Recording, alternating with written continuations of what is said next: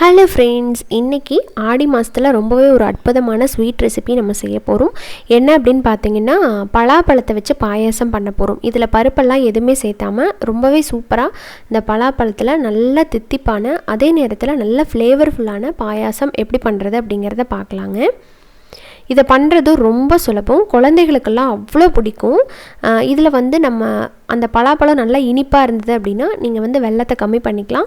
இல்லை கொஞ்சம் புளிப்பாக இருக்கிற மாதிரி இருந்தது அப்படின்னா வெல்லத்தை எக்ஸ்ட்ரா கொஞ்சம் அதிகமாக சேர்த்து இந்த பாயாசம் பண்ண போகிறோம்.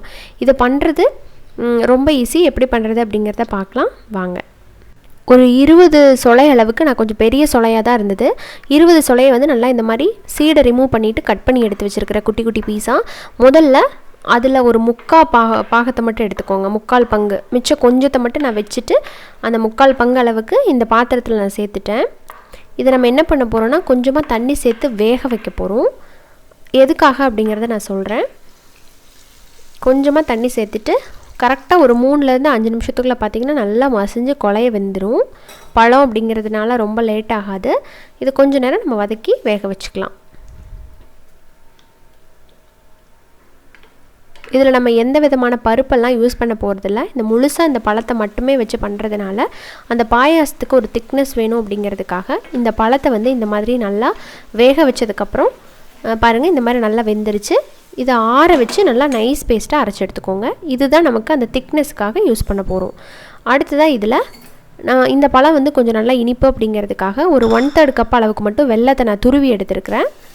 வெல்லம், நாட்டு சக்கரை எது வேணாலும் நீங்கள் பயன்படுத்திக்கலாம். வெல்லம் சேர்த்து பண்ணும்போது டேஸ்ட் ரொம்ப நல்லாயிருக்கும். இதில் கொஞ்சமாக தண்ணி சேர்த்து இந்த மாதிரி சும்மா ஜஸ்ட்டு கரைச்சி தான் எடுத்திருக்கேன். நான் பாகெல்லாம் எதுவும் காய்ச்சலை. தூசி மண் இருக்குது இல்லைங்களா, அது எல்லாத்தையுமே நம்ம ஃபில்ட்ரு பண்ண போகிறோம்.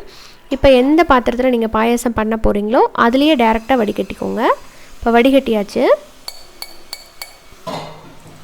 நீங்கள் சுத்தமான வெல்லம் பயன்படுத்துகிறீங்கன்னா இப்படி வடிகட்டவே தேவையில்லை, அப்படியேவும் நீங்கள் போட்டுக்கலாம். இப்போ இதில் அந்த மிச்சம் வச்சோம் பார்த்தீங்களா, 15 சொலை அளவுக்கு மட்டும் நான் வதக்கி அரைச்சிட்டேன். மிச்சம் கொஞ்சத்தை மட்டும் வச்சுருந்தேன்ல, அதை மட்டும் இப்போ போட்டு இந்த வெல்லத்துலேயே இதை வேக வைக்க போகிறேன். இது எதுக்காக இப்படி பண்ணுறோன்னா, முழுசாக நம்ம அரைச்சிட்டோம் அப்படின்னாலும் பாயாசம் ரொம்ப கொலன்னு இருக்கும். கொஞ்சம் க்ரன்ச்சினஸ் கிடைக்கிறதுக்காக கொஞ்சம் பழத்தை மட்டும் நம்ம என்ன பண்ண போகிறோன்னா, இந்த மாதிரி வாயில் கடிப்படணுங்கிறக்காக இதிலே வதக்கி விட்டு முழுசாகவே போட்டுக்க போகிறோம். அவ்வளோதான். இப்போ ஓரளவுக்கு நல்லா வதங்கிடுச்சுங்க. இப்போ இதில் நம்ம அரைச்சி வச்சுருக்கிற அந்த பலாப்பழத்தையும் இதில் சேர்த்துக்கலாம்.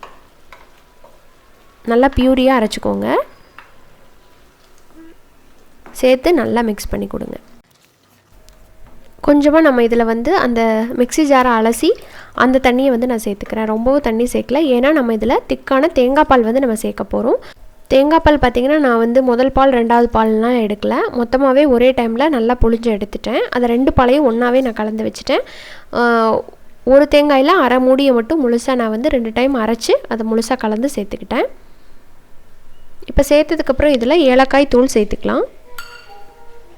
இதுலேயும் சர்க்கரை சேர்த்து தான் அரைச்சிருக்கேன், அதனால் பார்த்தா உங்களுக்கு நிறையா இருக்கிற மாதிரி இருக்குது. ஒரு 4 ஏலக்காய் தான் நான் போட்டிருக்கிறேன்.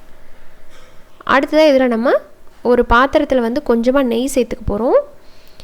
நெய் சூடானதுக்கப்புறம் இதில் முந்திரி சேர்த்துக்கலாம். நான் இன்றைக்கி திராட்சை பயன்படுத்தலை, உங்களுக்கு வேணால் நீங்கள் திராட்சையும் யூஸ் பண்ணிக்கலாம். முதவே ரொம்ப இனிப்பாக இருக்குது அப்படிங்கிறதுக்காக திராட்சை யூஸ் பண்ணல. அடுத்ததாக இதில் 2 டேபிள் ஸ்பூன் அளவுக்கு துருவின தேங்காய், கட்டாயம் இந்த தேங்காய் சேர்த்து பண்ணுங்கள், அவ்வளோ ஃப்ளேவர்ஃபுல்லாக இருக்கும். இந்த தேங்காய் நல்லா வறுத்து போடணும், அப்போ அந்த நெய்யில் இதோட ஃப்ளேவர் செமையாக இருக்கும். இங்கே பாருங்களேன், இந்த அளவுக்கு வறுத்தரணும். மணமும் கொடுக்கும், அதே நேரத்தில் அந்த வாயில் அந்த தேங்காய் கடிப்படும் போது ருசியும் சூப்பராக இருக்கும். இந்த வறுத்ததை இந்த பாயாசத்தில் கொட்டிடலாம்.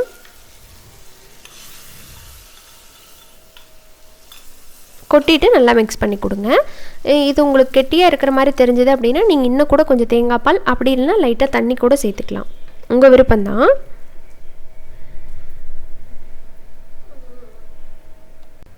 அடுத்ததாக பார்த்திங்கன்னா இதில் ஒரே ஒரு பிஞ்ச் மட்டும் நான் உப்பு சேர்த்துக்கிறேன். நான் பிங்க் சால்ட்டு சேர்த்துறேன், நீங்கள் எந்த உப்பு வேணாலும் சேர்த்துக்கலாம். இந்த ஒரு பிஞ்ச் உப்பு இந்த பாயாசத்தை அப்படியே டோட்டலாக நல்லா டேஸ்ட்டாக என்ஹான்ஸ் பண்ணி கொடுக்கும். அந்த இனிப்பு எல்லாத்தையுமே கண்டிப்பாக சேர்த்து பாருங்கள். இந்த டேஸ்டியான பலாப்பழ பாயாசத்தை ரொம்பவே சுவையானது. உங்கள் வீட்டில் பலாப்பழ சீசன் முடிய போகுது. ஆக்சுவலி இந்த வீடியோ எடுத்து ரொம்ப நாள் ஆச்சு, நான் எடிட் பண்ணி போடுறதுக்கு கொஞ்சம் லேட் ஆகிடுச்சுங்க. உங்களுக்கு கிடைச்சது அப்படின்னா இதே மாதிரி இதே அளவுகளோட இந்த பாயாசத்தை ட்ரை பண்ணிவிட்டு எப்படி வந்துச்சுன்னு மறக்காமல் என் கூட ஷேர் பண்ணிக்கோங்க. இந்த வீடியோ கண்டிப்பாக உங்களுக்கு பிடிச்சிருக்கும் அப்படின்னு நினைக்கிறேன். இந்த ரெசிபி பிடிச்சிருந்தது அப்படின்னா மறக்காமல் உங்கள் ஃப்ரெண்ட்ஸோட ஷேர் பண்ணுங்கள். இன்னொரு இன்ட்ரெஸ்டான ரெசிபியோடு உங்களை சீக்கிரமாக வந்து சந்திக்க போகிறேன். அது வரைக்கும் நன்றி, வணக்கம்.